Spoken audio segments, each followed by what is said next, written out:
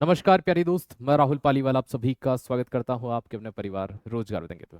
दोस्त, आज की क्लास में हम विटामिन को एक ही क्लास में पूरा कवर करने वाले हैं। अर्थात क्लास तो नहीं कहूँगा, बहुत शॉर्ट वीडियो होने वाला है।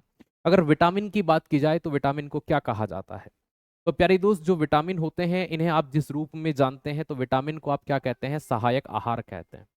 अर्थात विटामिन से हमें कोई ऊर्जा नहीं मिलती, ना ही इनका निर्माण हमारे शरीर में होता है। हालांकि अपवाद है, विटामिन डी एक्सेप्शन है।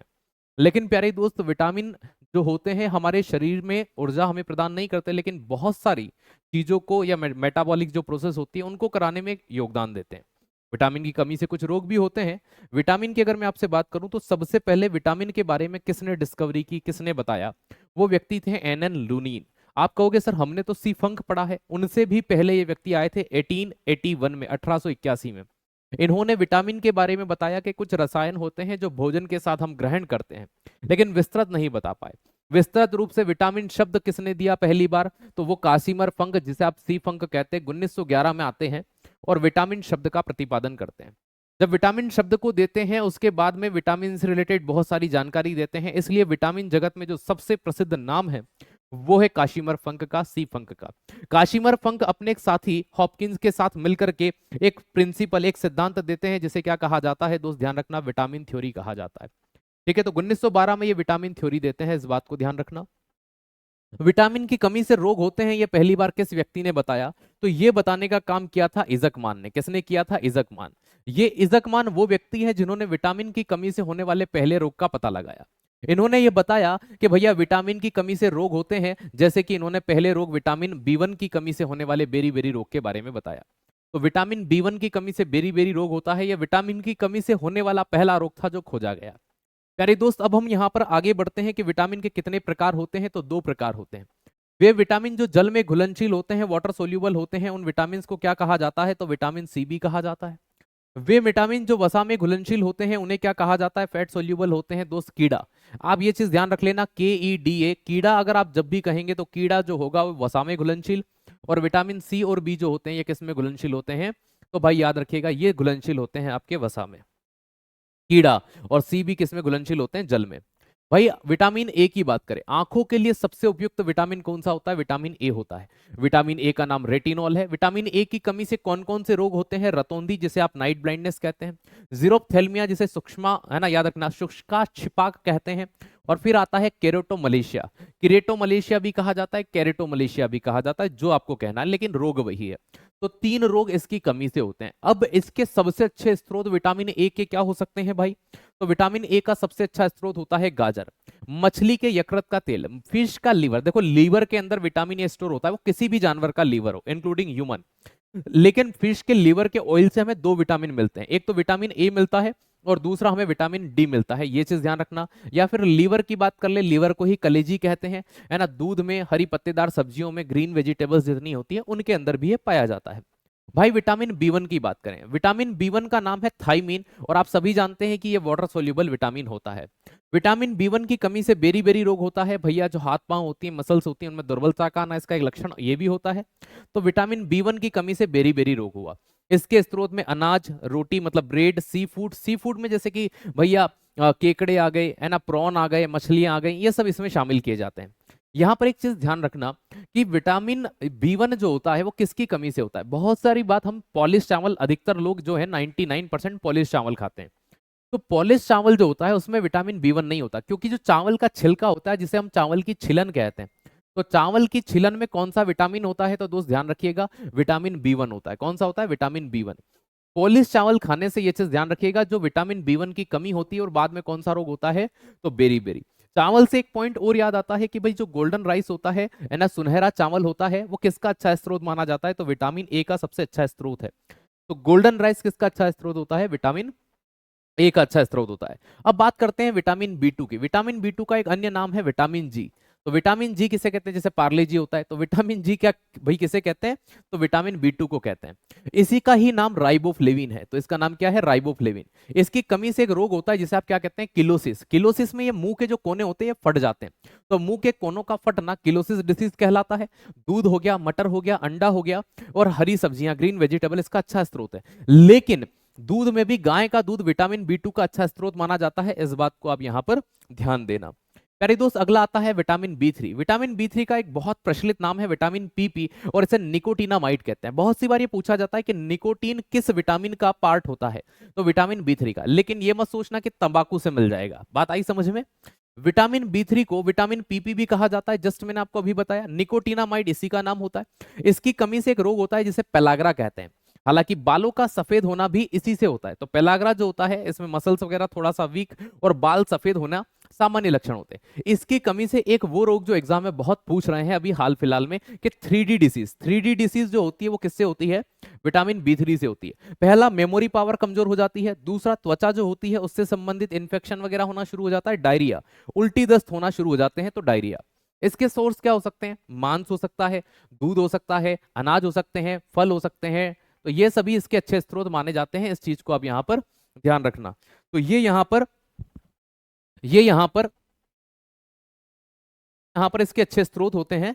इस चीज को आप यहां बेसिक सा पॉइंट ध्यान रखना। अब प्यारे दोस्त, विटामिन B5 की बात करते हैं, जिसे पेंटाथोनिक एसिड कहते हैं। क्या कहते हैं? पेंटाथोनिक एसिड इसे कहा जाता है ना। पेंटाथोनिक एसिड कहते हैं। भाई पेंटाथोनिक एसिड जो होता है, देखो 5 से पेंटा याद रख लेना। हंटिंगटन रोग कहते हैं। क्या कहते हैं इसको? हंटिंगटन रोग कहते हैं। हंटिंगटन रोग कहा जाता है। इस रोग में क्या होता है भाई? एक तो मानसिक क्रिया प्रभावित होती है, और दूसरा डाइजेशन गड़बड़ हो जाता है। तो हंटिंगटन की अगर मैं बात करूं तो दोस्त ध्यान रखना, मानसिक विकास और पाचन क्रिया में गड़बड़ होने लग जाती है। ठीक है। स्रोत या सोर्स की बात करूं तो अंकुरित अनाज, फल, बादाम, लीवर, टमाटर, है ना, और ग्रीन वेजिटेबल इसके बहुत अच्छे स्रोत होते हैं। तो B5 की कमी से कौन सा रोग हुआ? हंटिंगटन। मानसिक विकास और भैया पाचन क्रिया में गड़बड़ इसके सामान्य लक्षण है। विटामिन B6 का नाम होता है पायरिडॉक्सिन। क्या नाम होता है? पायरिडॉक्सिन। इसकी कमी से जो रोग होता है वो एनीमिया होता है। एनीमिया मतलब अरक्तता। मांस, सब्जियां, ग्रीन वेजिटेबल, फल, चुकंदर, है ना, ये इसके इसके अच्छे स्रोत माने जाते हैं। लेकिन जो एनीमिया होता है वो सिर्फ इसी से नहीं होता। लोहे की कमी से भी एनीमिया होता है। B6, B9, B12, ये तीनों 6, 9 और 12, विटामिन B6, B9, B12, इन सभी की कमी से भी कौन सा रोग होता है? एनीमिया होता है। हमने किसको पढ़ा अभी? पायरिडॉक्सिन को पढ़ा। अगले विटामिन की बात करता हूं तो B7 को याद रखना दोस्त, हेयर विटामिन या बालों का विटामिन कहते हैं। इसीलिए इसे विटामिन H भी कहा जाता है, जहां H हेयर को रिप्रेजेंट करता है। तो ये चीज ध्यान रखना। बाल झड़ना और शरीर की मांसपेशियों में एक प्रकार से दर्द होना, ये किसका उदाहरण होता है दोस्त? ध्यान रखिएगा, ये B7 अर्थात बायोटीन, है ना, की कमी का उदाहरण है ना, रोग है एक प्रकार का। फल, सब्जियां, मूंगफली, अंडे, मांस, ये इसका अच्छा स्रोत होता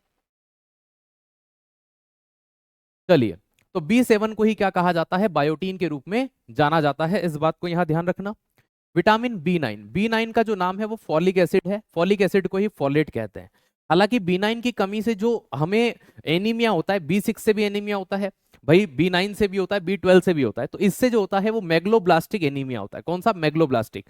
मेगलोब्लास्टिक में क्या होता है? आरबीसी बड़ी हो जाती है, उसका आकार बढ़ जाता है और वो फटने लगती है। तो इसे बोलते हैं मेगलोब्लास्टिक एनीमिया। प्रश्न आता है मेगलोब्लास्टिक एनीमिया किससे होता है? B9 से होता है।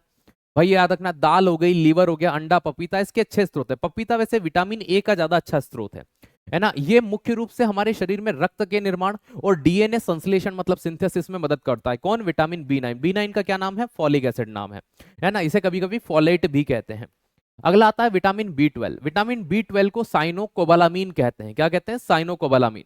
तो B12 जो होता है, इसमें एक धातु पाई जाती है जिसे कोबाल्ट कहते हैं। क्या कहते हैं? कोबाल्ट। कोबाल्ट के कारण इसका कलर कैसा होता है? नीला होता है। ये प्रश्न कई बार आता है कि कोबाल्ट के कारण, है ना, बताइए विटामिन B12 का कलर कैसा होगा? ब्लू कलर होगा, नीला कलर होगा। इसके कारण एनीमिया होता है, लेकिन उसे कहते हैं पर्निशियस एनीमिया, मतलब प्राणघातक। इसमें व्यक्ति की मृत्यु तक हो सकती है, यह चीज ध्यान रखिएगा। हालांकि ये बहुत कम लोगों में देखा जाता है। इसमें रक्त गठन में जो ब्लड का फॉर्मेशन होता है, शरीर के अंदर जो ब्लड बनता है, उस ब्लड को बनाने में ये मदद करने का काम करता है। ये जो होता है दो सोर्स याद रखना, मांस के अंदर, कलेजी के अंदर, दूध के अंदर, हरी सब्जियों के अंदर, ये मुख्य रूप से पाया जाता है, देखा जाता है। विटामिन B12 पढ़ा। अब बात करते हैं विटामिन सी, जो एग्जाम में सबसे ज्यादा मोस्ट रिपीटेड जहां से प्रश्न बनते हैं।